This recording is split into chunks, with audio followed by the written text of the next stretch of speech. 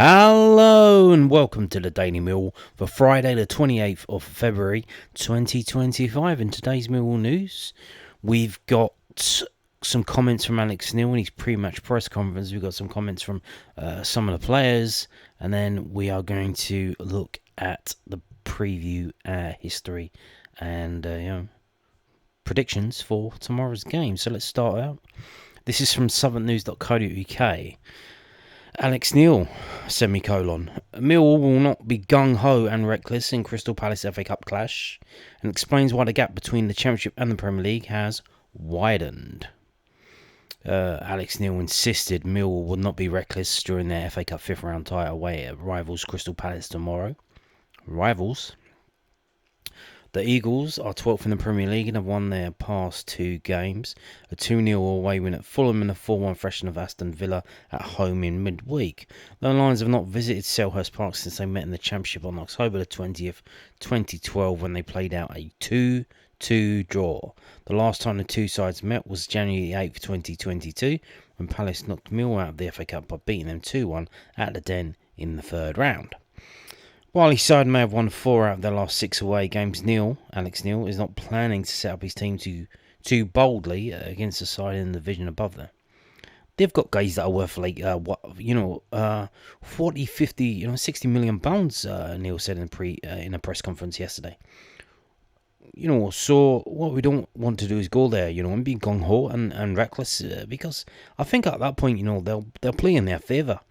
But we want to go there, and be really competitive, and we want to play on the front foot, and we want to make sure that we assert ourselves on the game. We're not daft. We're not dafties. We know we're playing against a really good side. I think early on in the season, I'm not comparing the two teams, but we went to Leeds, and they were the favourites, and I thought we performed really well. Again, we went with a game plan and we carried out really well. So this game will be similar in terms of, I think, it'll be a high quality game, with good players on the pitch. And, hopefully we can do ourselves justice.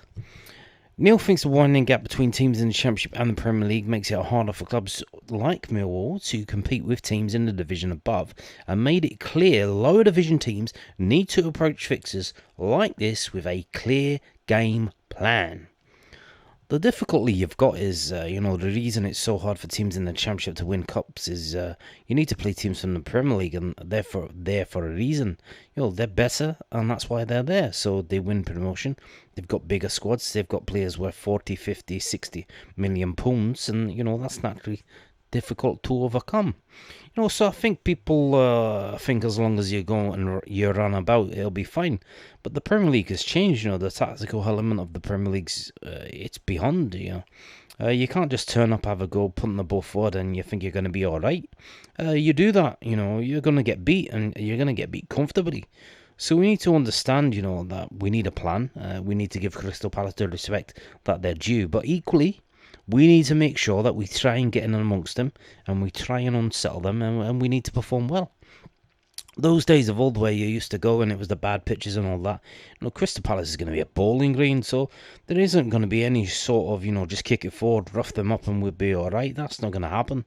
When I managed in the Premier League, it was probably about 8 or 9 years ago, and I think tactically the game's moved on considerably. Let's be honest, I think Pep Guardiola coming into the Premier League has changed the face of English football for me. How often did you see back in the day the goalkeeper staying on the ball and literally tempting someone and playing a 1-2 in his 6-yard box? That never happened. Whereas now, I watch Emi Martinez for Aston Villa, literally stand on the ball and nobody would move, and you could hear the fans getting restless. But that's just the way the game is. It's like a high octane game of chess, and the fact that the minute one player moves out of position, the next minute it's a chance. So from that perspective, you can't just turn the ball and hope that you're going to be all right in these games. You need to have a plan. You need to understand what the opponents are going to do, and you need to try and counteract it as best as you can. But I do think that the gulf between, the Championship and the Premier League's getting bigger and bigger. Hence the reason why, if you're looking the last few years, the 3 teams that went up have found it really, really difficult to stay up. Even when they're spending £100 million, and that's happened regularly, and, they've come back down. So there's certainly a gulf, and I think everybody can see that. The FA Cup has been dominated by Premier League sides in recent years, with teams from the top flight making up 6 out of 8 of the last year's quarter-finalists. When asked if Millwall could make fans fall in love with the FA Cup again by causing an upset, Neil said, "Oh, that's a big ask. I'm not sure. What I will say is we'll attack the game. We want to win the game, and we won't be taking it lightly. I think sometimes, along the way, you'll make wholesale changes to get minutes into players and different things.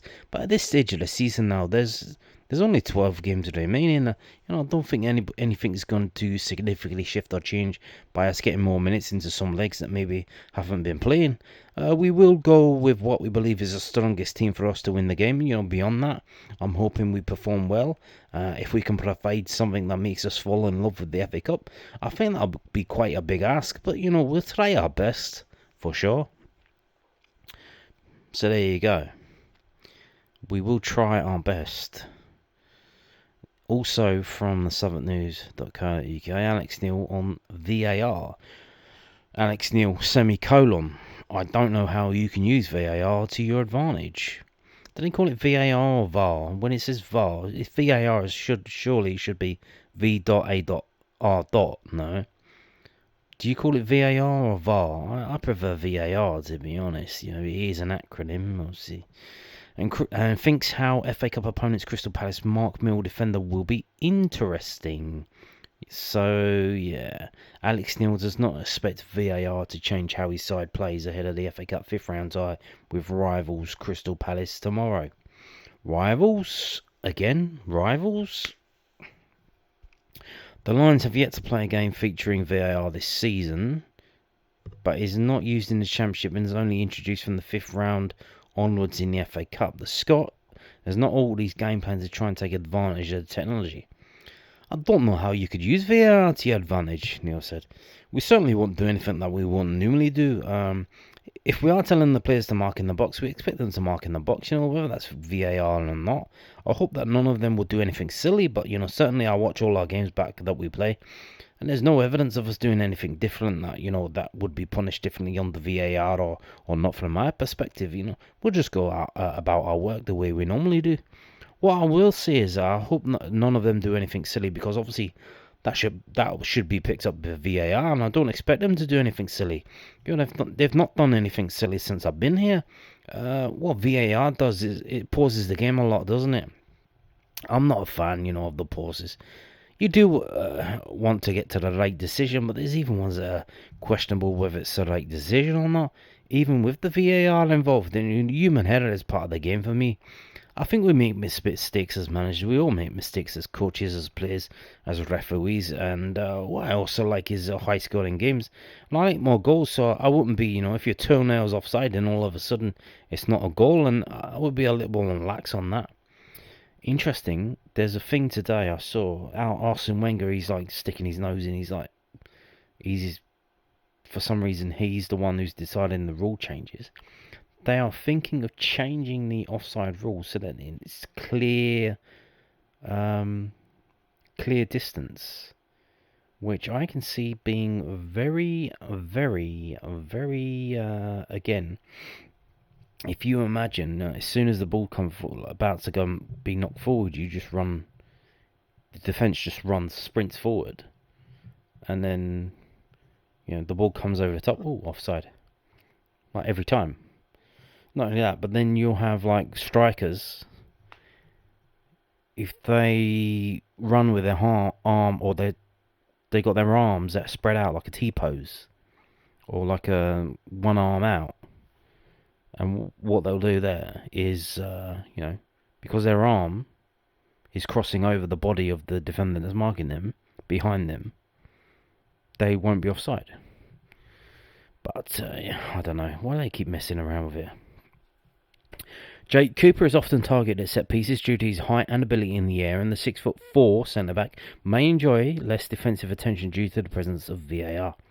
I think what teams tend to do is, one player basically wrestles hanging off his neck, another one frees himself up to head the ball, Neil said. So I don't think that'll be interesting, but what I will say is the Premier League is full of big, strong, quick players, so that's not an anomaly at that level, but I'm pretty sure Big Coops will probably be the biggest lad on the pitch. Hey-yo. Now, again, he just won't shut up. The southernnews.co.uk. Millwall boss labels Crystal Palace a really good side ahead of FA Cup fifth round tie. Says strong performance needed to reach the quarterfinals.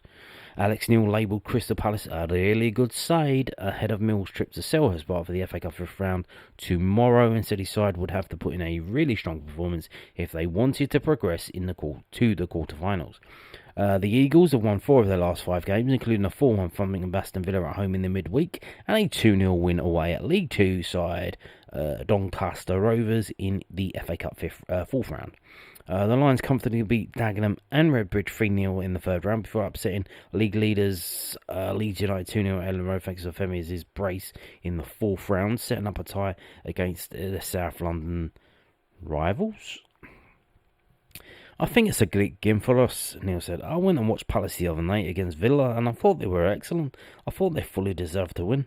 We know they're a really good side, and there's certain elements of the game that they've performed extremely well at, and we're gonna have to guard against that. And we know, we're gonna have to put in a really strong performance if we want to try and get a result on the match. But it's a great challenge for us. I think there's nothing better than trying to get a yardstick of where you are as a group and as a club. And I think this will be a good test for us. You don't operate at that level and overlook things. The coach will be fully aware of how we play, and he'll be fully aware of what we've done in recent weeks in terms of how we performed. It'll be a different story of game for them, because the Premier League is very different when you look at it in terms of how teams try and execute what they do on the pitch. I'm pretty sure that they'll know what we sort of provide in terms of a threat, but they'll be focused on how they perform. As I've been in other rounds where we played other teams as well, and where you look at it, and you think we carry a real threat as well. So providing we understand what that looks like, as long as we do this and we do that, we'll be fine. When asked if he would rather see Palace boss Oliver Glasner put out a weaker team, Neil said, I don't really care if I'm being honest. The weaker team he puts out, the better for me, because it gives us a better chance of getting the results. I'm not in control of what Palace do, I'm not bothered with what Palace do. Whether they start maybe their best team or they don't, I'm not fussed. Millwall set to bring 3,781 away fans to Selhurst Park, and Neil thinks their contribution from the stands will be key. Yes. I think they're always important, when you're doing well. I think there's some clubs that you go and the fans have more of an onus on the team, and I've been to a couple of clubs that are like that, and I certainly think that Millwall is one of them. When the fans are behind the players, it does make a huge difference to them in terms of finding that extra yard and having that little bit more aggression, having that motivation, shall we say, to get something from the game. And we've had some really difficult away fixtures in the time that I've been here, and the fans have sort of poured us through. Some of them, Portsmouth and Luton in particular come to mind. So certainly if they can be in fine voice for us, that might be times where we might look as if, we're up against it a little bit. I'm sure they'll go there and they'll enjoy their day, and hopefully we can put in a strong performance. Indeed. And what I would say, if we do have a VAR delay, whether that's for us or against us, I would say that's the time to make some noise. So a lot of fans, you watch them in the Premier League, they're like, oh, what's going on? They're looking at their phones. What's going on? Is it what's it? No. That's the time when you want to let the referee know where you are and what you're doing. Now, we will talk about the players. We're moving on to player interviews now. So Millwall defensive rock Japhet Tanganga promises to keep his cool against Crystal Palace. This is from londonnewsonline.co.uk. Japhet Tanganga is relishing his battle with Jean-Philippe Mateta tomorrow, with the Millwall defender promising to keep his composure. The Lions centre-back 25 has been one of the top defenders in the Championship this season, and now tests himself against the informed Crystal Palace striker in the FA Cup fifth round tie at Selhurst Park. Tanganga's last match in SE25 ended in the 58th minute when he was sent off by referee Jonathan Moss for 2 bookable offences, barging over Wilfred Zaha and then fouling Jordan Ayew. Oh, it got a bit heated and I lost my head a little bit, Tanganga told the South London press. We felt we should have had a foul, and he didn't put the ball out. So, I just tried to stop the play and things, it escalated. He was definitely a good player, and one we tried to nullify as quickly as possible. I wasn't smart enough, I went to another challenge, which gave the referee an opportunity to give me a second yellow card. I definitely learned from that, it won't be happening again. Mateta has scored 8 goals in his past 9 matches and also assisted Daniel Munoz for the Colombian to finish in Saturday's 2-0 win over Fulham. Tanganga and defensive partner Jake Cooper will be tasked with subduing the powerful frontman. It's a good test for us, to see our levels as well, to play against someone who is playing week in and week out in the Premier League. He's doing well, he's a top player. The aim for us is to come out on top, though, Being a competitor, you want to get to the better of your opponents. Physicality is one of my strengths, I do like to battle, and I feel like it's going to be a good one. Millwall have not played at Selhurst Park since a 2-2 draw in October 2012, the hosts winning promotion to the top flight at the end of that campaign via the playoffs. The Lions will be the underdogs, but reached the FA Cup quarterfinals in 2019, losing 5-4 on penalties to Brighton. Millwall had been seconds away from a 2-1 win in normal time when keeper David Martin's mistake saw Solly March score at stoppage time. Free kick. Boo! Asked about the prospects of the Lions upsetting their South London rivals, Tanganga said, we have a very good chance, We're doing well in the league. They're in the Premier League side, but, we're below. So maybe they are the favourites, but, I don't think we're looking at it where we can't go there and win. We fancy ourselves to go there, putting a good performance in, and try and get through to the next round. The way we knocked out Leeds was a very good win, away from home, and the fans were chanting all the way through.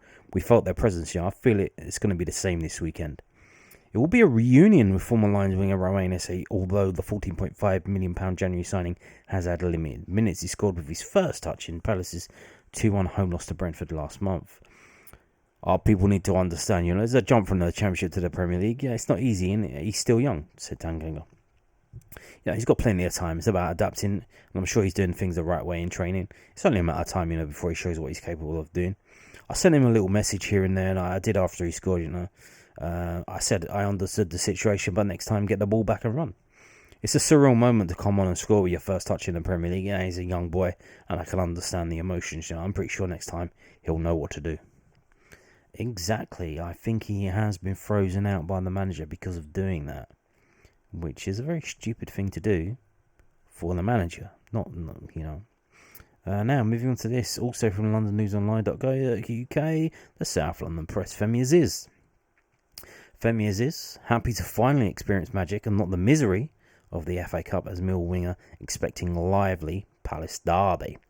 Femi Azeez had only been on the receiving end of FA Cup upsets before he joined Millwall, but now the winger has had a taste of success in the competition and is hungry for more at Crystal Palace tomorrow. The 23-year-old winger scored for Reading in last season's tournament, but they were still dumped out by National League outfit Eastleigh in the second round. And Azeez also featured for the Royals in January 2022 when 6th-tier Kidderminster Harrows, the lowest-ranked side left in the competition, came from behind to reach the 4th round. Magic of the FA Cup, misery more like for Femi Azeez, but not now, not anymore. Azeez scored both goals for Mill when they KO'd Leeds United at the start of this month. Now the Lions head to Selhurst Park for the first time since a 2-2 draw in October 2012. Mill's last victory in SE25 was a 2010 Championship encounter. Theo Robinson netted with Palace centre-back Claude Davis sent off late on. Azeez picked out his Elland Road brace as his best FA Cup highlight, but tomorrow's lunchtime clash is a chance to surpass it. It's going to be a lively one, he told the South London Press. I was at home when the draw was made, and I was excited for it. I was with my missus, and I said, I hope we get someone good, and I hope we get a Premier League team. And when Palace come up, I was like, yeah, that's a good draw. And you can probably say, we're the underdogs, and we've been in position plenty of times this season and come out on top. But it's a local derby, so we want to be showing up. We don't want to be walking away afterwards thinking, we got battered. We have to get past personal pride at stake, in terms of the bookies classing us as the underdogs. That takes the pressure off in a way, which is good. Either way, we're going to go out there and we're going to give our all to get through to the next round. At Reading, every time was in the FA Cup, but then we lost, except for when we beat Watford and we got to play Man United.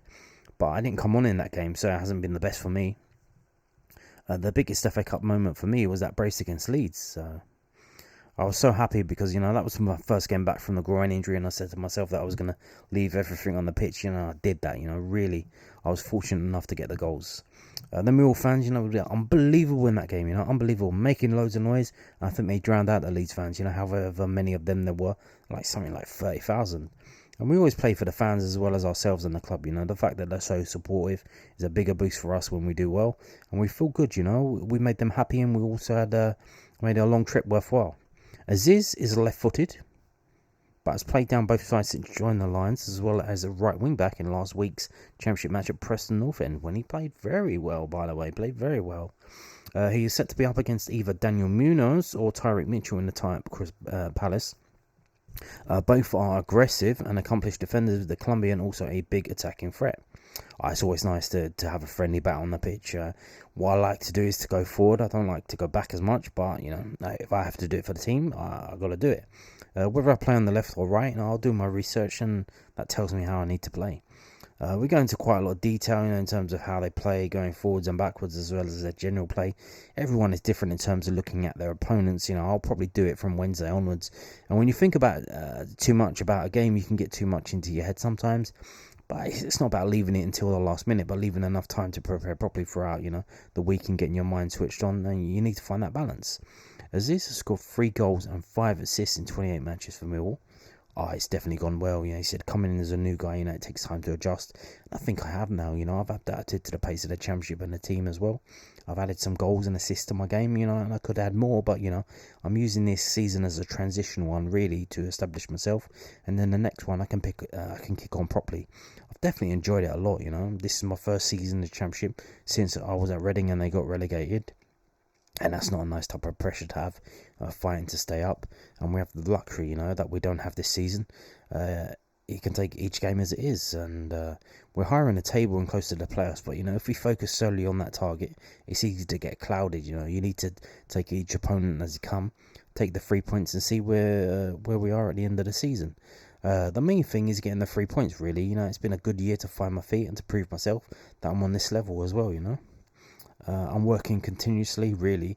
There's always scope to improve. The ceiling always getting higher and higher. And the more I turn up every day, and then the more I get on the pitch, and the more I learn and improve, and then the more I enjoy it.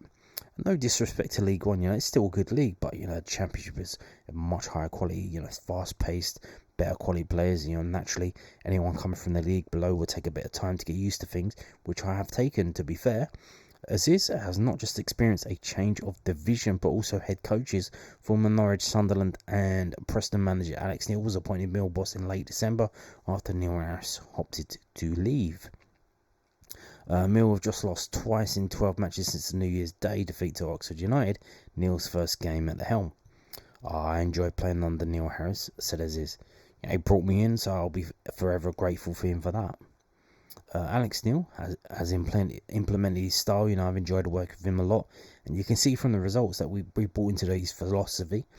Both managers are very different, though. Neil Harris did very well for the club, and I think Alex Neil will do very well for the club as well. And I want to keep on learning from him. Mill have been allocated 3,781 tickets for the Palace match. I've no doubts we can get through, said Azeez. The team we have, we definitely have the quality. We're all excited. Roll on Saturday. Wow, that sounds very good, doesn't it? Very good stuff there from Femi Azeez. Captain material, maybe. Obviously, in the future. Still only 23. Can you believe that? Now, moving on to another player interview. I think the last one we've got. Camiel Neghli. This is from southwarknews.co.uk. I just hope to give Mill fans stuff to be excited about. Camiel Neghli and why he joined the Lions, adjusting to English football and his goals for the season. So I think this is his first paper interview. Obviously, when you join the club, you do an interview with Mill TV. They put that on the Mill website. I think this is his first press interview since he came here. So let's have a look at this and wonder what voice I'm going to do for this guy. Camiel Neghli barely had time to register the prospect of joining Millwall. Only a week after his agent told the Ford they were seriously interested in him, Neghli became the Lions' club record signing, was moving to a country he had always wanted to play in. Is anyone calling him Camel? Camel as in, the animal, the camel.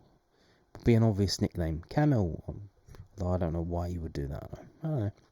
The 23-year-old had spent his first off on season lighting up the Eredivisie for Sparta Rotterdam with spectacular long-range goals, and would now be part of Alex Neil's new look, youthful Millwall side that looks reinvigorated heading into the business end of the season, the next step in the career trajectory that Neghli hopes will take him to the Premier League. Well, If you want to score a spectacular long-range goal tomorrow, that would be very much appreciated. Neghli was part of FC Twente's youth setup before joining De Graafschap's academy in 2013. He broke into the first team in the 2020-21 season before becoming a regular by the 22-23 campaign. Sparta Rotterdam picked him up in the summer of 23, and he spent a year and a half at Et Castel before Millwall snapped him up last month. Joining the Lions allowed Neghli to fulfill one of his career ambitions, playing in England. Oh, before every season I sit with my agency and my family and I discuss some points like what I want to be the next step, Neghli told News It Then. One of them was English football. After that I searched for the history of the club, how they play. I think with my qualities, it suits me well. I'm hard working, but also with my attacking options, I thought I could give the team something extra. When I signed, a lot of people I know sent me pictures. They went to the stadium and said it's a really nice club to visit. It's a famous club in the Netherlands to visit. Neghli was signed for a club record fee, a tag that can burden players. The former Algerian youth international has not let it affect him. It's not in my mind, but I always just wanted to play well, Neghli said. Like when I come from the youth team with my previous club and with Sparta also, I just want to prove to people that I'm a good player, and it's nothing to do with money. Millwall announced the signing of Neghli late on Friday, January the 31st, and he was introduced to the Den only a day later, ahead of their match against Queen's Park Rangers, which Millwall would win 2-1. Neghli was brought onto the pitch before the game, was given a standing ovation by Lions fans, an experience he enjoyed. It was really good. I came with my family. It was the first time that we were there with the fans. We were there the day before, but the first time with the fans and seeing the game, it was really nice, and they made so much noise. And it was always a good game, of course, against QPR, so everything was perfect, and we really enjoyed it. It was very different from the Netherlands, but I like the atmosphere, but it was really good. Neghli was the crown jewel of a January spending spree that saw Millwall add 8 players to a squad that clicked off the pitch. The winger has integrated well so far. Most of the players talk with me, Neghli said. They've helped me a lot. When I first came here, of course, Caspar, because he also speaks Dutch, so he let me know if there's something, and the club and the players helped me, and it's a good group. It's funny. I just try to chat sometimes also to improve my English. Neghli has also enjoyed working with Millwall boss Alex Neil, who joined the club only a month earlier on December 30th, 2025. How's he Scottish then? Is Scottish improving? He's been good, Neghli said. He's very clear what he wants and how he wants us to play, and so when we're on the pitch, there's not like that you have questions left. Except maybe for the Plymouth game, I think we played all the games pretty well. Away games are much harder here, so sometimes you have to defend well and launch some attacks. But I think most of the games were pretty good. Neghli handed his debut by Neil in Mill's 2-0 win against Leeds United in the FA Cup 4th round on February the 8th and has gone on to make 4 appearances for the Lions so far. From a very small sample size, he leads the team in key passes per 90 minutes of 1.58 and shots on target per 90 minutes of 3.14 and trails only a Domu Maku in shot creating actions per 90 minutes 3.66. Despite already looking the part, Neghli is not effusive of praise when describing his performances so far. He says, I think it's gone okay. I think I did my job defensively in the last game, especially the first half. We were sometimes defending.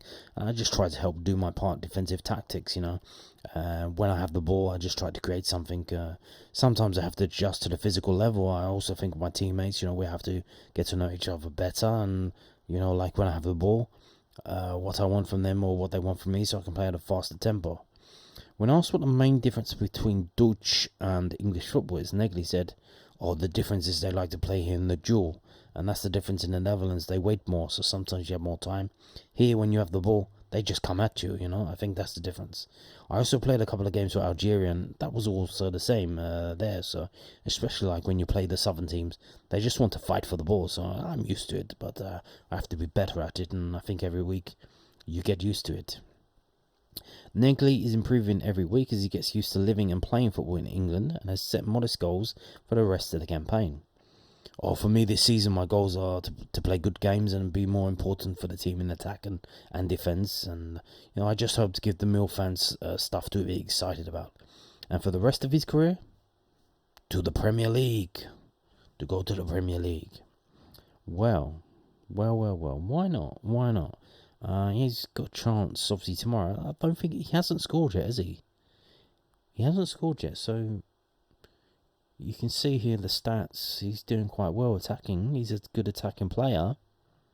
If he could get a goal tomorrow, that would be very nice indeed. Very nice indeed at all. So, moving on to this. From millfc.co.uk, MCT hosts successful an evening with in Harry's Bar. Millwall Community Trust hosted successful an evenings with Lions number ones last night. Former players Nicky Johns, Brian Horn, Brian King and Andy Marshall took the hot seat as they told untold stories from their time in SE16. Following this, a Q&A took place and the fans had their chance to ask questions they've always wanted to find out the answer to. There was an auction and a raffle which had some great items available, including a signed Andy Marshall shirt from the 2003-04 season, as well as signed Brian King books. There was also an emotional couple of minutes as Marshall paid tribute to Lions keeper Matija Saki, who very sadly passed away in the summer. All profits from the evening went towards supporting Millwall Community Trust. Your incredible support saw over £1,500 raised on the night, and we would like to thank everyone who attended the event. Sean Daly, Millwall Community Trust CEO, said, "Oh, what a superb evening in Harry's Bar, raising vital funds for Millwall Community Trust. And these sort of events are really important to raise funds as we continue to work hard across our local community. Thank you to Brian Hall, Nicky Johns, Brian King and Andy Marshall for attending, and telling some great stories throughout the evening. Lastly, we really appreciate everyone that came here, and we hope you enjoyed the evening." Indeed. Even the young ones were there asking questions, so fantastic stuff there. Now, the game tomorrow. What's happening? Wagwan. Here we go. So, I assume you want to watch the game. I assume you probably haven't got a ticket, because most people didn't get a ticket. Obviously, there will be 3,700 fans there. It's going to be on BBC One if you're in the UK. It's also going to be on BBC website. It's going to be on BBC iPlayer. It's going to be on TalkSport Radio, and it's going to be on BBC Radio 5 Live. Obviously, that's an audio stream. So if you're out driving in your car and you want to listen to the game, commentary on the game, TalkSport and Radio 5 Live will have it for you. Now, if you are anywhere else in the world, have a look at this list, and this is where you need to watch from. So it looks like in the Caribbean, however you say it, in Aruba, in Bahamas, in Barbados, in Bermuda, it's on Rush, RUSH. In American Samoa, TV1, why not? Bolivia, Disney Plus Chile. Burkina Faso is DSTV Now. In Canada, it's on Sportsnet. In you can see. In China, it's on Zibao 8 or Migu. Comoros, Jimmy's there in Comoros, or if he's in France. Curacao, Denmark, Djibouti, Dominica, El Salvador, Faroe Islands is on TV3 Max. Why not? So, you can see Cosmo Sport 8 in Greece. It is around the world. It's on Now Sports 651 in Hong Kong.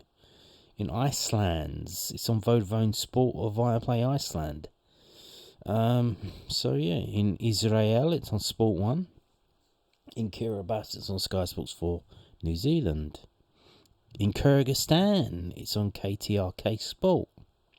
In Lithuania, it's on Go Free Extra Sports Lithuania. In Malta, it's on 2 different TV stations in Malta. Malta ain't even that bloody big. How is it on 2 different stations there? But it is. It's on Go TV anywhere in TSN1 Malta. So, as we can see, in Mexico, it's on Max. In Montenegro, it's on Arena 1 Premium. So, this is being shown around the world. Millions and millions and millions of people will be watching this game around the globe. Uzbekistan on Zor TV. Zimbabwe, Zambia, Vietnam. So there you go. All eyes on us, and why not? Now, historically, 11v11.com, the record between Crystal Palace and Millwall. And we're going to do a general look at it and then go by the cup games. Although if you want to have, if you've got time, check out Acton Millwall podcast, but it's on YouTube, but it's not a video, it's just audio. But that's fine. They did a special about the Crystal Palace FA Cup games, which is quite interesting, so you might find that useful. The very first game away at Crystal Palace was a 3-2 defeat, but after that went quite well in the 1920s, including, shall I say, a 6-1 win in May 1927 and a 4-0 win in October 1927. Wow. But that was followed by, in January 1929, in a 5-3 defeat in the FA Cup at 29. Would that have been around the time of the general strike? Or was that later in the year? And then, we go on a run here of, 7 games without a win. 7 games without a win. 20s, 30s, 40s. And then 1950, in November 1950, a 4-1 win in the FA Cup, no less. And then we go on this incredible run again where we don't lose at Crystal Palace until 1959. In, 3, 6, 7, 8, 9 games. 9 trips to Crystal Palace without a defeat in the 1950s. Yes, please. And then a victory, 2 defeats, 3-0, 2-1 in the 1960s. And then 1967, we win and we draw. And then 1969, a 4-2 defeat in League 2. 1970s, not too good. We don't win again until 1985, which, hey-ho, again, an FA Cup game. Then we have probably the worst spell we've had in the 1980s and early 1990s. Obviously, 1990s, Crystal Palace doing quite well. They have players like Mark Bright, Ian Wright. They get to, did they get to 2 finals? Did they get to the League Cup final and the FA Cup final? Just mentioned it, where they lost to Man United, didn't they? No, they got to a replay. Maybe I'm thinking that they had 2 finals because they had a replay. Maybe it was that. Can you imagine that? Can you imagine the final having a replay? You get a draw in the final after 90 minutes and it goes to a replay. Man, days like that will never be seen again. Never be seen again. Wow. A replay in the final. My lord, what were we doing? So, yeah, look, 1989, we lose 4-3 at Palace, 3-0 in the Anglo-Italian Cup. The Anglo-Italian Cup. I can only imagine how small the crowd was for that game. And we lost 3-0. And then we win in 1995. We win in 2001. And should I say, we haven't played them since 2012. But hey-ho, we are on a run of being unbeaten at Crystal Palace. Going back to 2003, 1, 2, 3, 4, 5 games, although 2 of them are wins, 3 are draws, of being unbeaten on our trips to Crystal Palace in competitions. Obviously, there was a friendly, so there's that. So this is the general picture. Now we're going to look at the FA Cup in terms of, here we go. So obviously, we got the cup game in the Anglo-Italian Cup. Like we said, we lost that 3-0 at Palace. Here's the FA Cup games. Quite a few. Because obviously, a lot of these were draws. And then we had to have a replay. But you can see. So what have we got here? It's 11. 11. How many defeats we got? This is home and away, obviously. 3. 11 games in the FA Cup. And we only lost 3 times to Crystal Palace. Yes, that is a very good record. January 1929, lose 5-3. December 1975, lose 2-1. January 2022, lose 2-1. That was at home. The other 2 were away. FA Cup games at Crystal Palace. 1922, January, 0-0 draw. 4-1 win, 1950. 2-1 win in 1985. So, this is, if we go through, there's not been that many clean sheets, really, when you think we've got 11 games, although 2 games have been 0-0 draws. We kept a clean sheet in that game. We won 2-0. We kept a clean sheet in that game. We won 2-0. But have they kept a clean sheet against us other than in those 2 0-0 draws? I don't think so. So yeah, they have never kept a clean sheet against us in an FA Cup final that ended in a result that wasn't a 0-0 draw. Shall we say that? So there you go. So let's move on to this from WhoScored.com. It's going to start getting into predictions. We got WhoScored.com. They got the last 6 games, but for some reason they've included that friendly game a couple of years ago, which I think was, it was behind closed doors. It was at Crystal Palace's training ground, but they put it on Millwall TV, so we could watch it, but it was at the training ground. It was a training game, which is why it's 5-4. I don't know why they're including it. It's early on in July, the 9th of July, so very early on. I think it was literally like 2 different sets of teams. One for the first half, one for the second half. So, again, I don't know why they're including that here. But as you can see, you see the flashes of red. 2 red cards for Crystal Palace in 6 games of football. Only 8 goals for them, 9 goals for us, 9 yellow cards for them, 11 yellow cards for us. If we go down, so this is the last 6 home games for Crystal Palace and the last 6 away games for Millwall. If we look at the games for Crystal Palace, what do you notice? They've only kept 1 clean sheet in their last 6 games at home.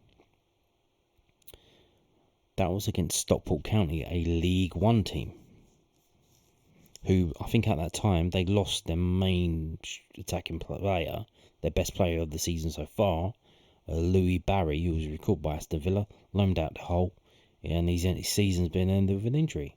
So that the only team they could keep a clean sheet against was a League One team. But if we look, like, they're playing Everton, they're playing Aston Villa, they're playing Chelsea, but Southampton, who aren't very good, they conceded a goal against them. So they have trouble keeping a clean sheet, apparently. That sounds good.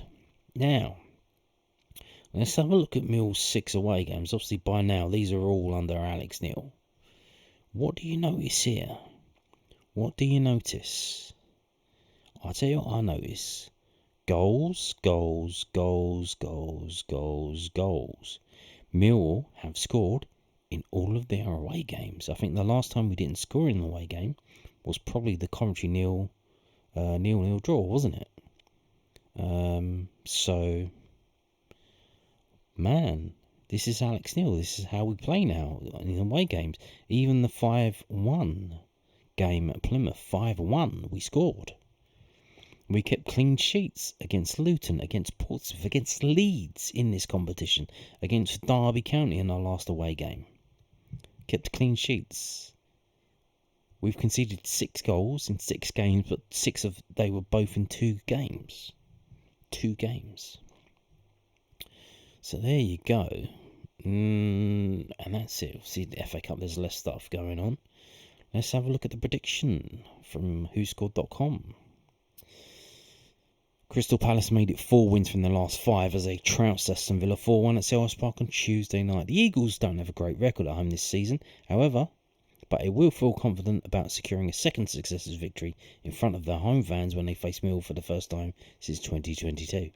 The Lions did end a 3-game winless run with a 1-0 win at lowly Derby last weekend, although conversely, Alex Neil's side have lost only 1 of their last 9.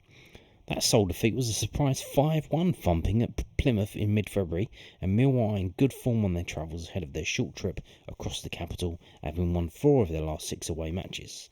Nevertheless, with the form Palace are in, They should book their place in the next round of the FA Cup, though Millwall won't make things easy for the high-flying Eagles. And they say Crystal Palace 2, Millwall 1. Okay, we got that. Let's move on to this. This is from sportsmall.co.uk. Locking horns for the 100th time across all competitions.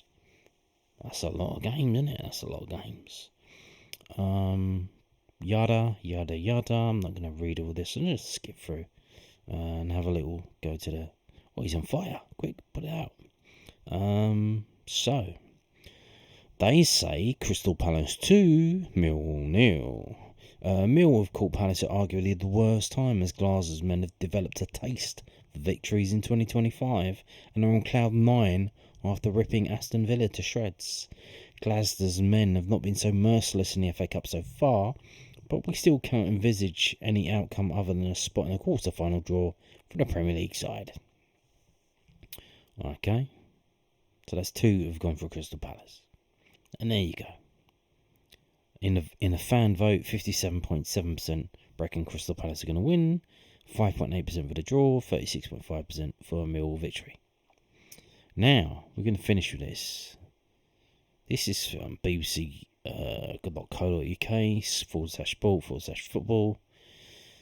Chris Sutton is doing predictions with comedian Josh Widdicombe. So, he is a Plymouth fan. Don't hold that against him. And he talked about what's happening, obviously, with Plymouth. They got a big game, they're playing Man City.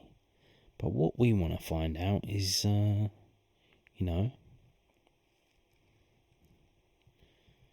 Millwall game. And here we go. Choose a side. I will choose them. Thank you very much. Let's view the results of the fan vote. Can we see it? 92% think Palace are going to win. 8% think Millwall are going to win. And then 0% have gone for a draw. Well, you didn't give us an option for a draw, so of course that's going to be 0%. Well done, team. Well done, team. So, will informed Crystal Palace go for it in the FA Cup? I really hope so. And these are the words of Chris Sutton. Oliver Glasner's side have improved as the season has gone on. They're comfortable in mid-table of the Premier League without any danger of going down. A cup run would really cap this as a successful campaign for him. It would have an even bigger impact for Palace's fans. I still remember Ian Wright's goals in the 1990 final when they lost to Manchester United in a replay. They lost to United in the 2016 final too.